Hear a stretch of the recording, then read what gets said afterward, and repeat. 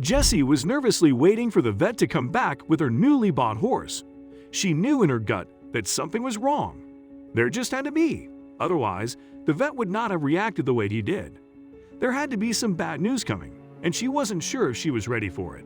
After hours and hours, the vet came to his conclusion. He wasn't sure how to tell this to poor Jessie, who was hoping to keep her horse. But he was entirely sure of his diagnosis and had no other choice than to reveal his findings.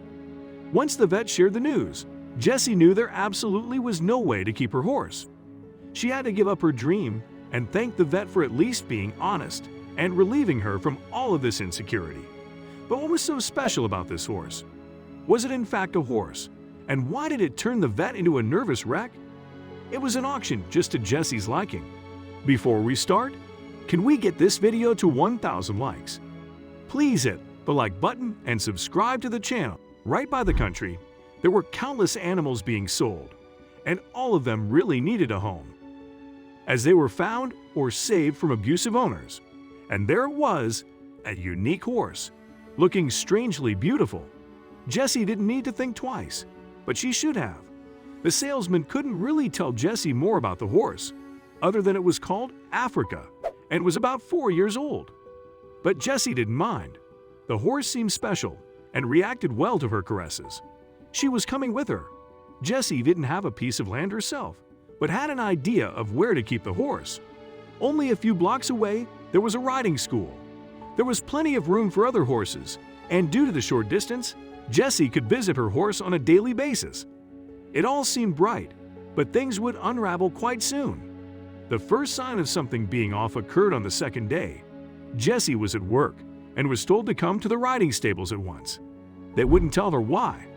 Once Jessie arrived, she understood. This is where Jessie should have known something was wrong, but the poor woman was being naive. Her horse destroyed one of the gates with just 1 or 2 kicks. The stables were made to sustain such outbursts of the horses, yet it broke. The stable owner confronted Jessie. "This is very unusual. Where did you get this horse, and did you ride her already?" But Jessie didn't buy the horse to ride it. To calm the stable owner down, Jessie told him that she didn't ride her horse yet. She told him that she'd explain the behavior. The horse had too much energy to stand around and had to be exercised to accept her isolation in a stable. Then, the stable owner proposed something that would change everything. He says she can use the horse track for free this time. He jokes that he doesn't need payment, since it will save his stables. Jessie is not in the position to deny and agrees. She asks the stable owner to prepare the horse, so she can run over to her home and get the right clothes. But when she comes back, her horse would be gone. She returns and doesn't see her horse, only a shocked stable owner. He says he can't believe his eyes. "I've never seen a horse so powerful," he says. But Jessie isn't interested in his words. She wants to know where her horse is. She demands from him to tell her what happened and where her horse is. The stable owner tells her he already took the horse outside to prepare her. But when a loud car passed by, the horse liberated itself from a pole and ran off. There was nothing normal about this horse. Jessie was lost for words. What did she get herself into? And most importantly, where did her horse go? She had to find it. She immediately called the rescue service and submitted her as missing. The rescue service asked Jessie about the location, and once she told them everything she knew, they asked her to come over to the station. Once she's in, they calmly ask her to sit down. They show a picture of her horse and Jessie immediately jumps up. "Does that mean you found her?" But the rescue service tells her it's an old photo. Jessie is terribly disappointed. But wait, where's this picture from, if it's not a recently taken picture? She asks herself, but the rescue service doesn't answer her once she asks. They just tell her they will do everything they can to rescue her horse because everyone will benefit from it. Suddenly, Jessie knows there is a lot more to this horse than she initially thought. And so Jessie, alongside the rescue service, starts a rescue mission. They start at the areas around the stables. Jessie starts at a small forest, just a few kilometers from the stables. She kept looking and was close to losing hope until she was offered help from a stranger that would change everything. The stranger asks Jessie to describe her horse, and Jessie tries her best to be as descriptive as she can. But she isn't even halfway through explaining when she gets interrupted by the stranger. "What if I told you that your horse was taken?" Jessie is stunned. The stranger describes how a man, dressed in horse riding clothes, was running off with her horse. The stranger is very sure of himself and points in the direction they came from. It was exactly the direction of the stables. What was the stable owner up to? Did he lie? Jessie calls the rescue service right away.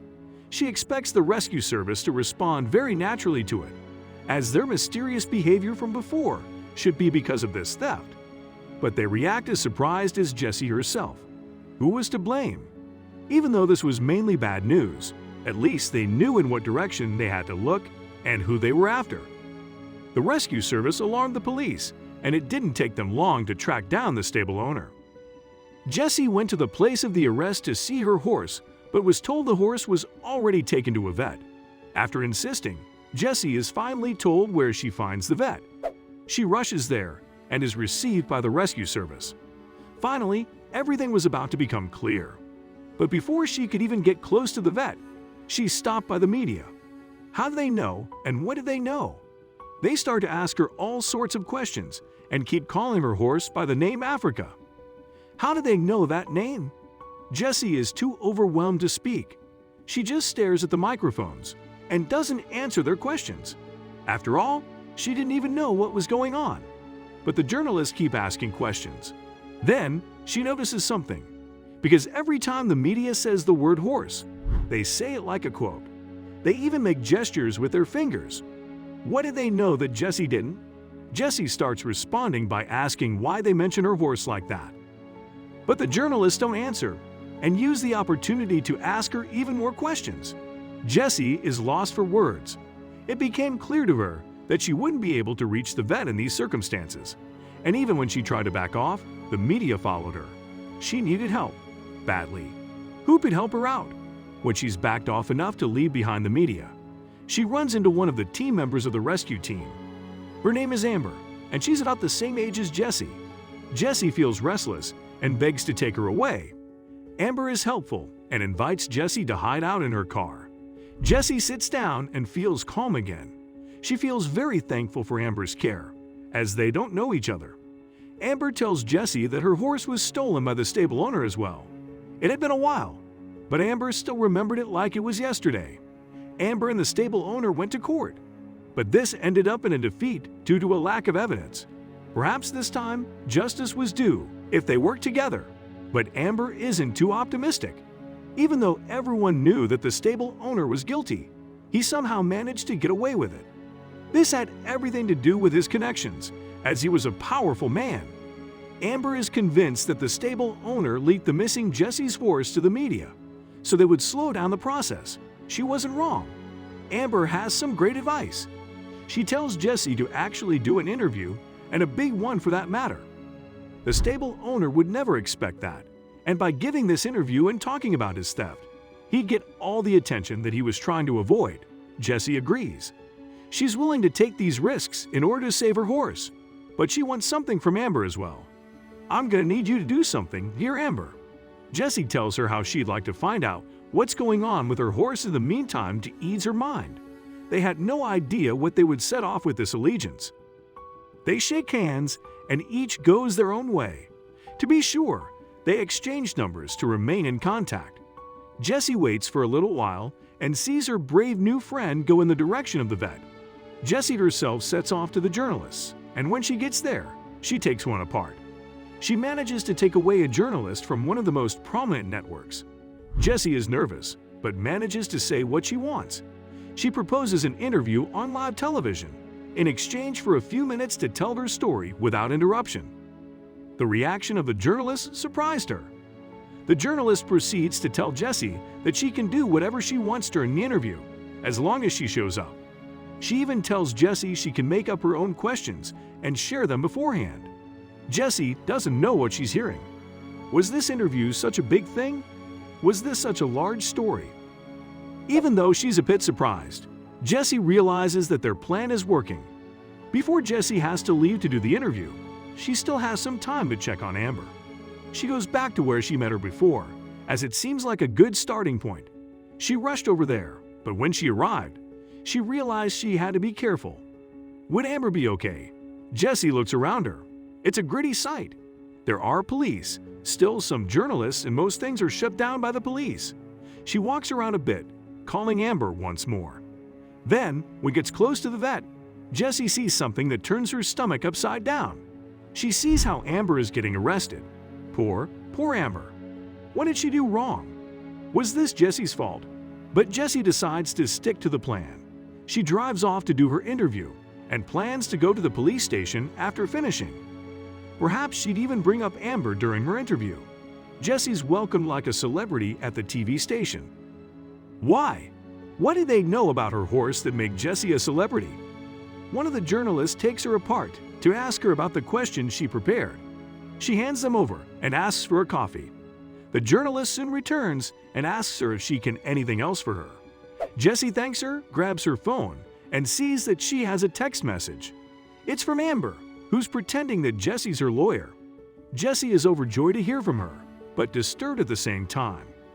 Apparently, Amber had to lie to even speak to Jessie in the first place. The first few lines of the text read, "Dear lawyer." However, the last few lines read something more personal. "Stick to the plan. I'll tell you more soon." Jessie finishes her coffee and gets ready to enter the live show. She can hear the audience and the presenter, who is introducing her. There are a lot of people, that's for certain. Jessie's nervous, yet she tells herself it's going to be okay, since she does all of this for her dear horse. How would she be doing now, she wonders. Jessie enters the stage and starts her interview. She talks mostly about the stable owner and his role in all of this. She mentions Amber's horse as well. The audience responds greatly shocked and cheers for Jessie's courage. Then finally, in return for her bravery, the journalist tells her what's the deal with her horse. During the interview, the stable owner got arrested. Jessie's horse turned out to be a zebra, smuggled in from South Africa. That explained its unique look and incredible strength. The stable owner lost it and tried to steal it back. The zebra gets taken to a zoo, where Jessie's allowed to visit her every week. She gets accompanied most of the time by her new friend Amber.